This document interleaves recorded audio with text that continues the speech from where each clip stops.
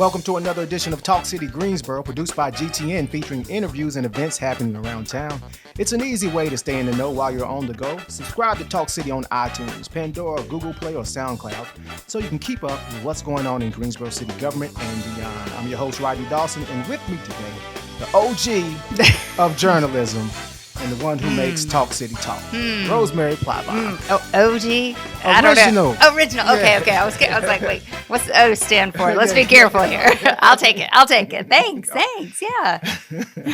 Rosemary, today we have a representative from one of our most storied libraries. I'm talking about McGirt-Horton Library. And for those who don't know, it's been located at 2501 Phillips Avenue, serving the community since 2010. And it's actually on the corner of McBriar and Phillips Avenue. And John Serrano, one of the librarians that serve at McGirt-Horton, is here to talk about the upcoming summer speaker series. Hey, how are you? Good. Welcome. Thanks for having me. So McGirt-Horton, the current location's been open since 2010, but before that, it actually existed where the Family Dollar now is across the parking lot. So it's been serving that area for much longer than just the current building has been there. Right. So that's always something to keep in mind with that particular location. Right. Showing the growth, too. Mm-hmm. Absolutely. I go to that Family Dollar when I come over to McGirt. I know you also get your haircuts over there, too. Yeah, absolutely. It's a good time to stop into the library then. A good reminder.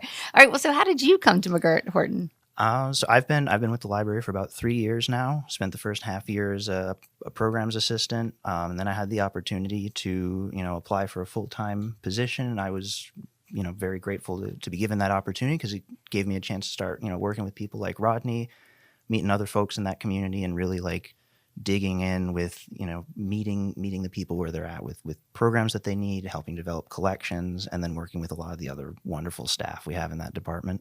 Well, so go back there further. Like, how did you get into why libraries for you? Wow. Why was that? For me, I started college looking at being a high school teacher. Okay. And I did a lot of working with the high school that I went to on a civics program that they do. And one of the things we always ask is how can we keep people interested in these sorts of things when they get out of school? And it was always a question that really stumped us, like even as facilitators, as like student teachers. And I mean, for me, the answer was libraries and museums because you get everybody comes in a library and museum. You're not limited to like one age group or one specific class type. Like you're trying to connect people with the resources that are going to help them to accomplish whatever task it is they're setting out to do. Yeah, I love that. And speaking of going back, we are talking about the summer speaker series. That disclosure is that I worked at the Greensboro History Museum before coming over to GTN, and so that's why I linked up. We were in the same department. And I know that, I ran across Miss Shirley Simmons, the community historian, and I kind of jumped it off, spoke with you. But talk to us tell the listeners and viewers what the Summer Speaker Series is and what you intend to accomplish. Yeah, so like you were saying, it started out as a collaboration because Miss Simmons insisted on coming to McGirt for its historic properties, for her connection to that community. And that program was really successful. We had a great turnout for it. Her program was engaging. She brought in artifacts, and she had her life story that she was sharing. And so we started talking and planning for more of that series, and we planned out for the summer. And then we're like, we're going to plan right away, bring it back in the fall for a few months, take a break in December, of course. And so we brought Miss Simmons in for that Juneteenth presentation. We had Sarah Mask from the History Museum came in and talked about the East White Oak community over there on the northeast side of town. And all this is online still. It is, through the city's YouTube page. I think they might have also gotten it up on the library YouTube page at some point as well. So that's all available. We had Sarah Mask, we had Dr. Willie Coleman talking about a book she published, and then after that was Dr. Deborah Barnes. We looked at the history of lynching narratives in the U.S., so a bit more broad than just around Greensboro. Right. And we're actually going to be bringing her back in July for a discussion of food disparities in the area. Then we had Dr. Virginia Sumi from UNCG come in. She talked about Judge Elrita Melton Alexander, who she had recently published a book on back then. And that was, I don't know about you, I really loved that one because we had our audience was people who had worked with Judge Alexander, and so everybody just started sharing stories about that's great. Yeah. their experiences. Big shout out to Professor Summy. Yes. Yeah. And I think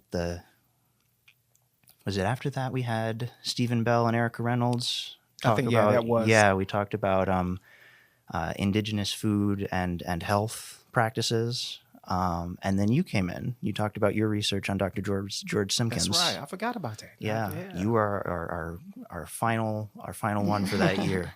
Yeah.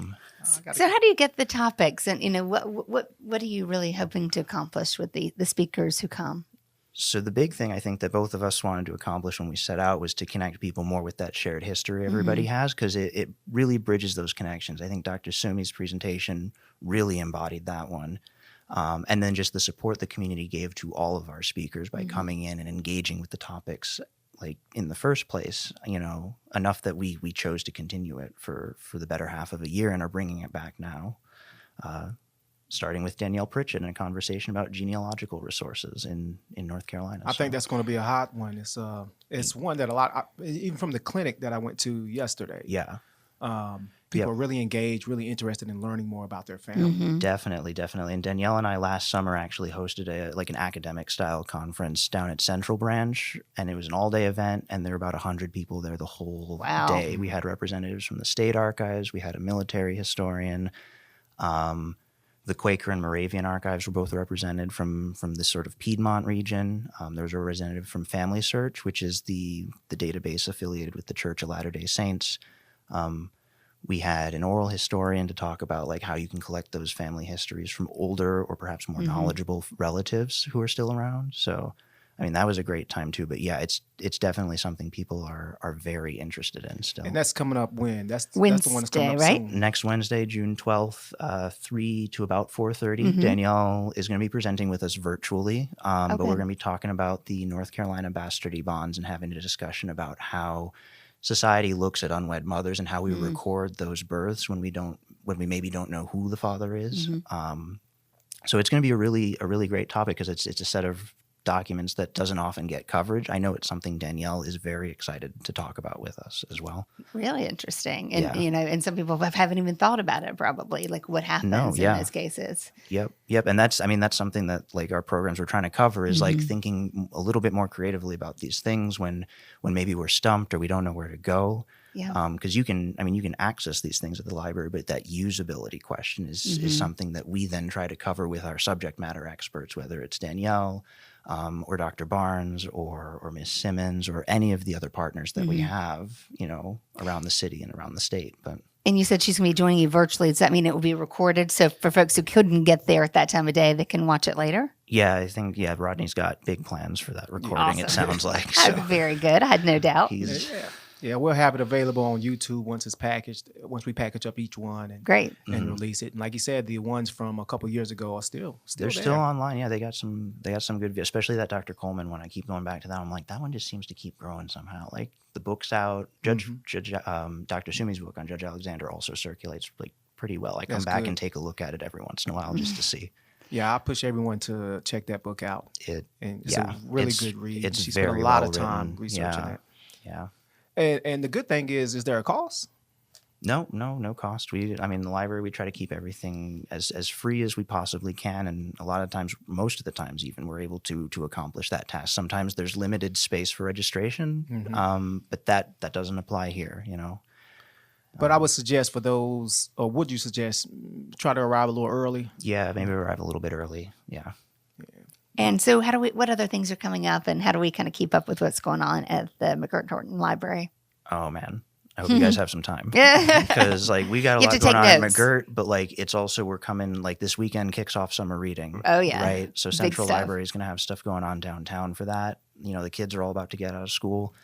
But at McGirt-Horton, we still have our regular, we've got our genealogy clinic. We do computer clinics every second and fourth Wednesday up there. And now Hemphill Branch also does computer clinics. We do game nights and anime nights for our young adult community. And if once a month isn't enough for anime with you, Glenwood Branch is doing their own. They do it, I think, just about every other Thursday in the month even with their anime program. We're going to be kicking off. There's a gardening group that's going to be started at McGirt-Horton for families called McGartner's Horticulture Club. That's going to be really exciting. A bunch of STEM events for families and kids with our children's librarian, Ashley. She's fantastic. She's also going to be doing the summer spoken word, teaching kids about constructing and writing their own poetry by looking at famous examples, doing some emulation, but also creating their own unique original works as well, and presenting those things to their audiences. So we've got all of those. There's more than that even. I'm almost certainly forgetting things, but you can find all of It's a lot. on the library's calendar page. So if you go to the home page, and on the services tab, the very first option is the calendar. But you can also just come in and talk to us. I mean, all of our staff are more than happy to let you know what's happening around town. I mean, there are things that are just, they live in the library that we don't necessarily put on the calendar. So a really great example of that would be the Seed Library that a number of our branches maintain over at the home branch for that is the Glenwood location on West Florida. The Glen McNary branch up on Lake Jeanette and at McGirt-Horton, there are packets of seeds you can pick up to help start your home garden. Yeah. And we do try to do programming around, the Seed Library, connect it where we can. So like I know the History Museum coming up in July, they're going to be doing a retrospective on the 1940s. And part of that discussion is victory gardens. And I think they're planning on having someone with the seeds there to kind of help people engage with that history in that context of growing and having a garden. Can I come get seeds? Oh yeah, Anybody. Absolutely. Yeah. You get 4 packets kind of per growing season. So it'd be like 4 right now and 4 towards the end of the summer when, a new set of plants would be available for growing. And I mean, it's a great service to have. So we're and you happy don't have to return them. You don't. But I know. So once a year at Glenwood, they do a plant and seed exchange. And so what that works is you can bring in something you've grown and connect with somebody else and exchange plants or exchange any excess seeds that you might have for something that they've been growing. And so that way you're kind of building community and expanding your garden too. Exactly. So here's the thing. You got to go to the library. You I mean, just really show do. up and at any branch and they can connect you to all kinds of things and open your world up, and you can plan your weeks, plan your months and get through this summer. I mean, that's exactly what we're there for. So. Yeah. And they're eager to receive you. Absolutely. Great customer service. Yes. Hey, Fantastic. thanks so much for coming. Really appreciate you. Thank you for having me. And really quick, the McGirt-Horton, every branch has a sort of an emphasis, I guess you could say. What is it? Is it technology at McGirt-Horton? We've got a couple. So we're teens in technology. If you want to get that alliterative, framework for it, we have a large number of computers in that branch because we have a lot of people come in for 30, I believe. Something, a little over. I think it's like 33 when they're all, we got them all out and going. And then we do have a laptop cart that we can use for programming as well to help make it a little bit more mobile for programs like the Genealogy Clinic. And yeah, we have teens in technology, so that's why our focus is on that. There's a little bit of an artistic flair there as well because our branch is named for 2 African American poets, James Ephraim McGirt and George Moses Horton. And so that's always fun to engage with as well and to highlight for folks when they come in. Well, John Serrano, thank you. Yeah, thanks for having me. Appreciate you coming through and enlightening us, and I'm looking forward to the summer speaker series coming up next week. Next Wednesday. Next week. Less than a week now, actually, by one day. So thank you for joining us here on Talk City Greensboro. Thanks for having me. And thank you to our audience for tuning in. You can stay tuned in weekly by subscribing to Talk City Greensboro on iTunes, Pandora, and Google Play. And don't forget, you can download Talk City from SoundCloud. That's it for this week. Thank you for tuning in to Talk City. Yeah, and if you like what you hear, please share it with a friend. Don't forget, you can also watch GTN. That's your official source for news and information about the city of Greensboro. GTN is available on Spectrum Channel 13, AT&T UVerse Channel 99, and Lumos 31. GTN also streams live on Roku and the city's website at greensboro-nc.gov.